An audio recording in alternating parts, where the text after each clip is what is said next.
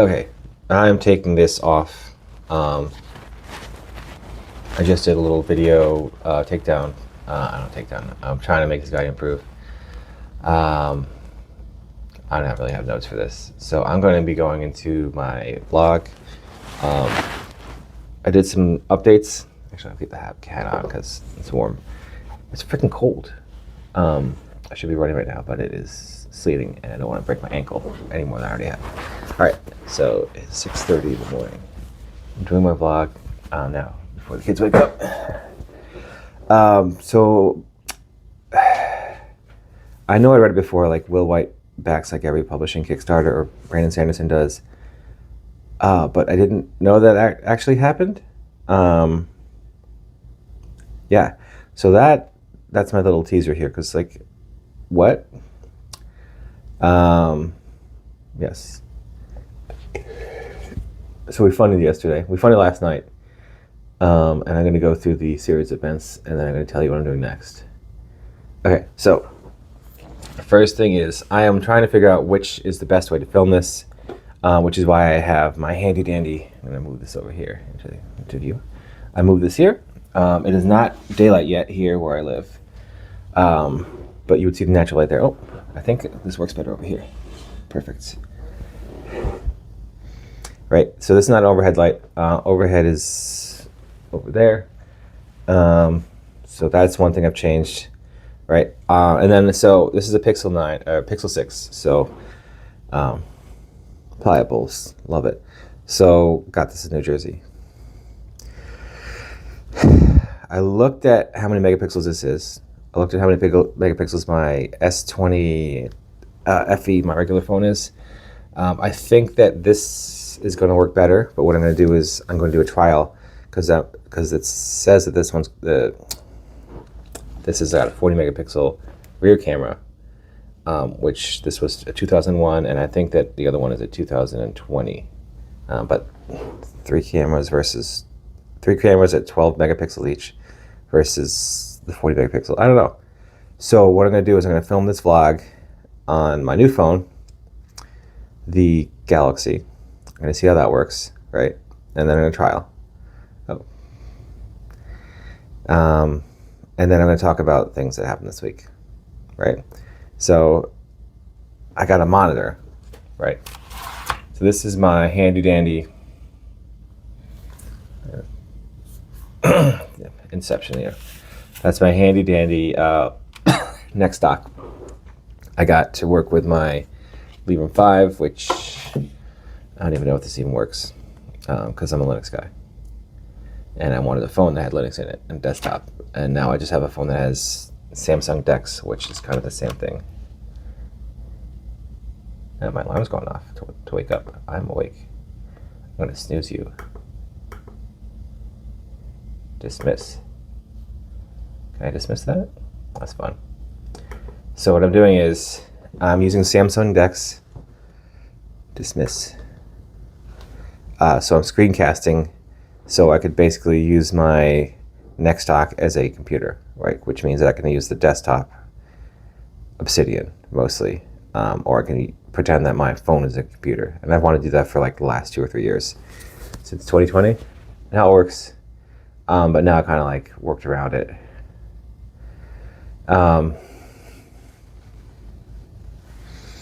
Things are happening on Discord. All right, so my first thing is there's a difference between a professional recommendation and a personal preference in writing. So my personal revealed preference, and I'll say revealed preference because this is what I actually care about, is I like a prologue. And you might say, this is like, why do you keep saying not to do a prologue? Because the meta, like the best practices, the algorithm that would tell you which steps to do. The meta would tell you to not post a prologue if you're going to post a Royal Road, because that's not what they expect. Everyone's like, hey, I want to have a little prologue, have the gods talk. Like, that's not really. I don't want to see that as a reader. Oh, okay. So I think that it's going to cause people to skip your fiction, right? I think it's going to cause people to be less likely to stick around. But people are a little bit more forgiving than me.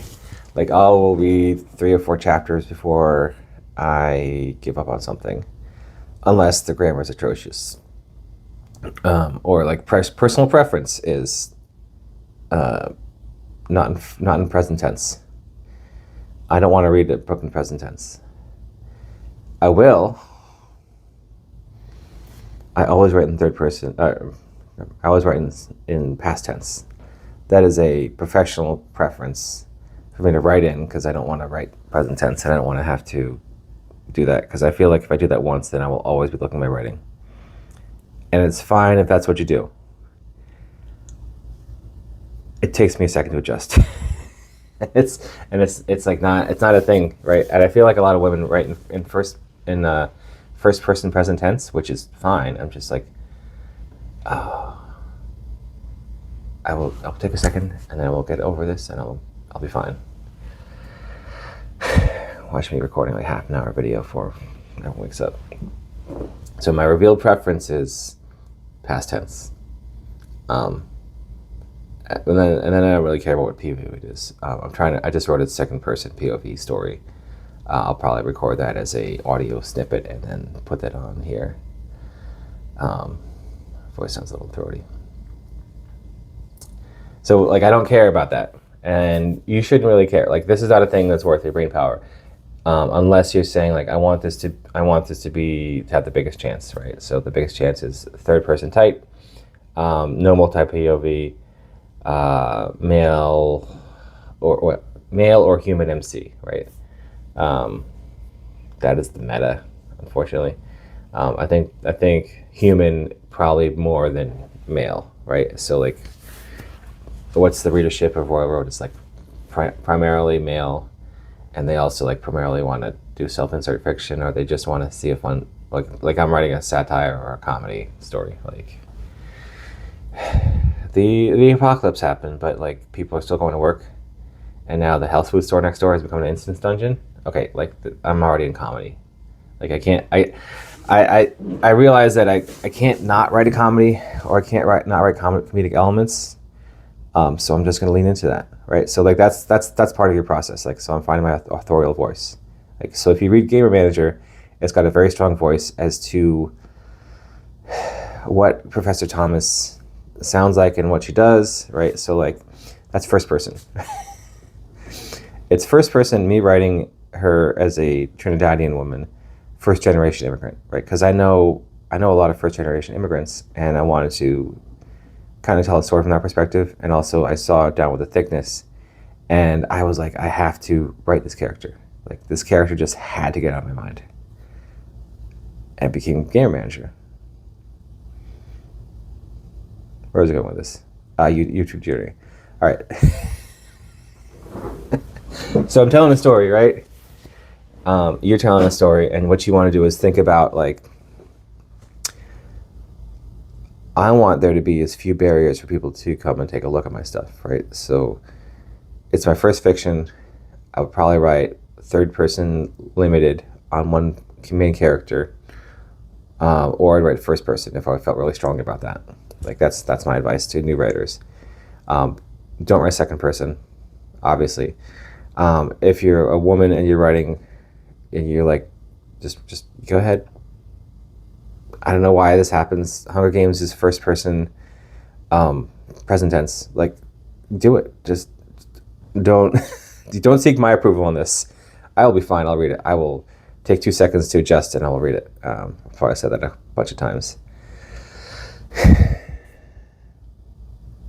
But yeah, that's my little diatribe about, like, it doesn't really matter that much on Royal Road. They'll give you 4 chapters to do good. What does matter is if you're just info dumping for 4 chapters.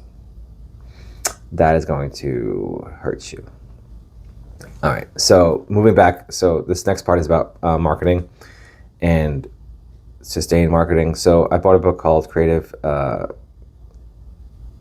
Consistent Creative Content by Lee Hall. And one of that, so like, one of the main things is talking about authors and like what they could do, right? So I'm an author. So I want to talk to other authors and I want to talk to readers, right? So I have two audiences. So like the other authors, they're not really I'm not selling books to them. Like I'm talking to you because we're family and I want you to do better. And if you do better, then I do better, right? So like comp authors, right? So like other people in my genre that I can just be like, hey, check out their stuff, because this is not a zero-sum game. Do you know what a zero-sum game is? It's a stock market, right? So like there's only like one winner. There's like winners. Like writing is not a zero-sum game. Like we can all win. Like my buddy Joe, I think he just got his third audiobook out for the Dragon Realm Saga. He is killing it. But if he makes a sale, it doesn't hurt me. In fact, I'm telling people to go buy his stuff, because like at the end of the day, I read 92 books last year. I want more books out there. Like it's like buying hamburgers. Do I care if the burger is great? Yeah, but I'm not going to go to the same place every day. And like each fiction is a new hamburger that I'm going to eat. Metaphorically, I don't eat that many hamburgers. I do a lot of meal prep, but not a lot of hamburgers. I did have a hamburger last week. It was good. Tangent alert. Where was I? Okay. I was talking about marketing. Okay, so what I did is, I have my main author newsletter, which you'll see in the link below, on Beehive. I moved that from MailerLite to Kit, and then Kit to Beehive. I just restarted it. So I was writing my newsletter, which I was just posting up the story, my second person short story, called Dust, which is a time looper save scum story, which is already, like, I created the prompt for the contest, and then people are like, hey, you should do the contest. I'm like, all right, sure, why not? I didn't win. I got people liked it, but you know, it'd be kind of nepotistic for me to win the contest, which I put the prompt out there. I'm not trying to do that. Okay, so marketing, I'm making consistent creative content, right? I'm engaging with my fans. So for my fans, I just posted that. I'm like, here's a free chapter of what I'm doing. If you are a subscriber, newsletter subscriber, then it goes straight to your inbox. If not, you can check it out on Beehive, where it has the archive of all my newsletters. I also posted it on my regular blog on my website, storyweaver.quest, which is where, like, I have a link here, which is kind of my like link of links. Like, so you click on that, it has every fiction I have. Here's all the links to that, and it also has a link to the blog, which is where I basically post everything there. I post, like, it's kind of like a newsletter, but it's kind of like an update like this. So this is kind of taking that role, the vlogs, but I'm consistently posting. And for my authors out there, you're probably overthinking it.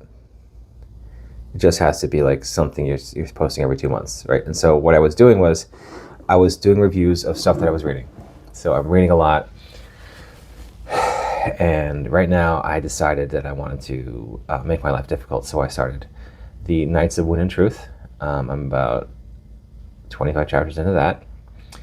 And I decided to wait until Dungeon Crawler Carl started. Book 7, This Inevitable Ruin. Which those are both like my top series. The only thing different would be like if all the skills came out. Oh, don't do that. Or Benjamin Gray released something brand new. I can wait. And then at the same time, like, I have a bunch on Libby. Like, I'm trying to read the Dandelion Dynasty, but I didn't even start that. I downloaded it. My wife's like, hey, you have too many holds, because we're sharing our Libby account. And she's like slamming through these books. So if you're an author, I want you to think about, like, what's different about you. And so what I like to do is I like to bring other authors up. So, like, my last video, if this posts second, was about how this one author can improve their work, right? And no, I'm not trying to take them down. I'm not trying to bring them down. I'm just saying, like, your work is good.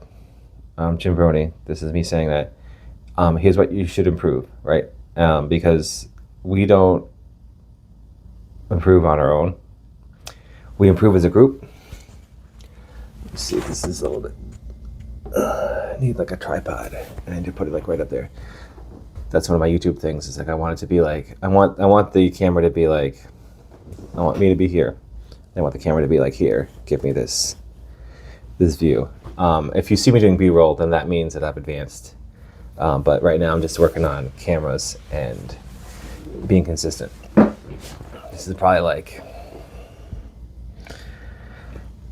well, I've done more than 50 videos. I've done one a day. Oh, man, this is going on too long. Thanks for coming for my rambling. All right, so more on marketing. So blog, talk about reviews, talk about my stuff. When I have my stuff there, I tag it. If I was doing a launch, I would post about the stuff in my newsletter first on one day, blog the next day. Then I have system analysis, which is my blog where I interview authors. I'd probably post that. That's going to be Wednesdays, so long as people respond in a timely fashion. So that's 3 things that I control, right? So like people come to me and I'm trying to bring them up. So if I can bring you in front of the people that are following system analysis, like then you'll get more exposure, right? And I want you to talk about your work. Like this is your opportunity to talk about yourself, right? And then what else do I do? Blog, newsletter. This is part of that whole thing. So like I probably post a vlog about a launch, because if I'm doing a launch, it's going to be an Amazon launch, and I want to do 5 days of consistent sales, and this is a marketing thing, so I'm leading into that. So self-publishing promotion, or trad pub, right? Since I control the pub, I control when the thing comes out. So I just say like, hey, this is the launch date, newsletter. These guys get it first because they're subscribed. Blog, guys went on my website, and then everything else, right? So I'm going to ask people to take a look at it. Maybe other person's newsletter, like Sevilla Lost, Casey Ezel, who I just interviewed. I would ask her. I would just be like, hey, this is my launch week, and then can you post something on those days? If not, great. Like I'm not trying to. What I'm not trying to do is have them all go on the same day, right? So I make these channels. Or I make these different marketing, like this is my author brand places where I'm just like, hey, this is where I talk about craft right now, and YouTube in particular, mostly because YouTube likes talking about YouTube, and this is probably my second YouTube journey vlog this month, and then we'll see how this works if this 40 megapixel camera on my next video even looks good, because what I'm gonna do is I'm gonna do a hero's journey, hero support call after this, and see how this works with heroes support. But what I'm gonna do is I'm gonna grab a different headphone rather than this and film that. Because even though it's a short, I can just make it a regular video. Okay, I think that's it. So I'm going to wrap. This has been a very eventful week. So like when I'm saying, like, if you have a newsletter going, you just got to build that, right? And you need and I watched Seth Ring's video, which shout out to the guy who does great work. You have to be inevitable, right? So that's your little thing here. That's your little finisher. You have to have the mindset that you will inevitably be a success. Like it's taken me 4 years to get to this point, and I've gotten where I'm like, okay, I'm comfortable posting on YouTube daily. I post a blog every month and sometimes more frequently. I have a weekly newsletter just for craft stuff, for lit RPG craft and magic systems. Like this didn't start overnight. A lot of this started like 2024 when I'm just like, hey, I'm going to do the basics. I'm going to do them well. And in 2025, I'm just just post, right? So like minimal editing for this. I'm going on 20 minutes. I don't know. But that's your word for the day. Inevitable. Be inevitable. And that's why they can't stop you. That's all.